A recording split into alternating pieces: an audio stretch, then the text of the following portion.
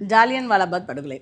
இது பார்த்தீங்கன்னா 1919 ஏப்ரல் 13 ஜாலியன் வாலான்ற திடலில் நடந்த சம்பவம். அதாவது ஆக்சுவலாக பார்த்தீங்கன்னா ரவுலட் ஆக்ட்னு ஒன்று பிரிட்டிஷர் வந்து இன்ட்ரடியூஸ் பண்ணுறாங்க.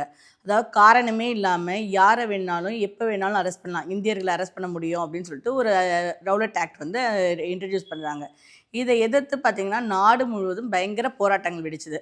இதோடைய ஒரு பங்கு தான் பஞ்சாபில் அமிர்தசரத்துன்ற இடத்துல இந்த ஜாலியன் வாலான்ற திடலில் இந்த ஒரு கூட்டம் வந்து நடத்துகிறாங்க. இதை எதிர்த்து, இந்த ரவுலட் ஆக்டை எதிர்த்து ஒரு கூட்டம் நடத்துகிறாங்க.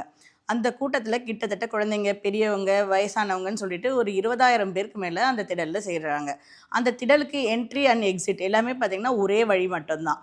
அந்த வழியில் எல்லாரும் சேர்ந்து ஒரு இது இந்த பிரிட்டிஷ் அரசாங்கத்தை எதிர்த்து ஒரு போராட்ட உரைகள் பேச்சு நடத்திட்டு இருக்கும்போது பார்த்திங்கன்னா இது தெரிஞ்ச டயர் அப்படின்றவர், அதாவது பிரிட்டிஷுடைய ஜென்ரல் ஃபோர்ஸுடைய ஹெட்டு, அவர் வந்து என்ன பண்ணுறாருனா ஒரு ஆர்டர் ரிலீஸ் பண்ணுறாரு. என்னென்னா எல்லாரையும் அவருடைய ஃபோர்ஸை கூப்பிட்டு வந்து அந்த இடத்துல அந்த ஒரு என்ட்ரியை வந்து க்ளோஸ் பண்ணிட்டு, என்ட்ரிக்கும் அதுதான் எக்ஸிட்டுக்கும் அதுதான், வேறு வழியே கிடையாது. அந்த திடலுடைய அந்த என்ட்ரியை க்ளோஸ் பண்ணிவிட்டு எல்லா போலீஸையும் வச்சு அவங்களுடைய ஃபோர்ஸையும் வச்சு ஃபயர் பண்ண விடுறாரு.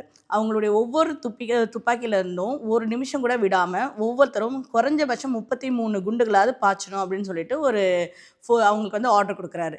உடனே இவங்க எல்லாரும் என்ன பண்ணுறாங்கன்னா ஃபயர் பண்ணுறாங்க. இந்த ஃபயரில் பார்த்தீங்கன்னா கிட்டத்தட்ட 1650 குண்டு அந்த துப்பாக்கியிலேருந்து குண்டுகள் வந்து வெளியே வந்து எல்லாரையும் தாக்குச்சு. கிட்டத்தட்ட ஒரு கூட்ட நெரிசலாலையும் இந்த குண்டுகள் பாய்ஞ்சலையும் ஆயிரக்கணக்கான மக்கள் வந்து பெரியவங்க, குழந்தைங்க, வயசானவங்க நிறைய பேர் இறந்துட்டாங்க.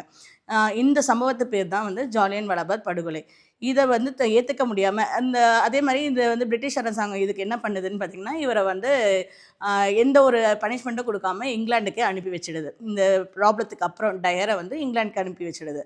இதை ஏற்றுக்க முடியாத உத்தம் சிங்ன்றவர் என்ன பண்ணுறாருன்னா 21 வருஷமாக வெயிட் பண்ணியிருந்து இங்கிலாண்டில் வச்சு ஒரு பார்ட்டியில் இந்த டயரை வந்து டைரெக்டாக அவருக்கு நேராக நின்று அவரை வந்து ஷூட் பண்ணுறாரு. ஷூட் பண்ணி அவரை வந்து கொலை பண்ணிடுறாரு. இந்த சம்பவத்துக்கு பேர் தான் ஜாலியன் வாலாபாக் படுகொலை.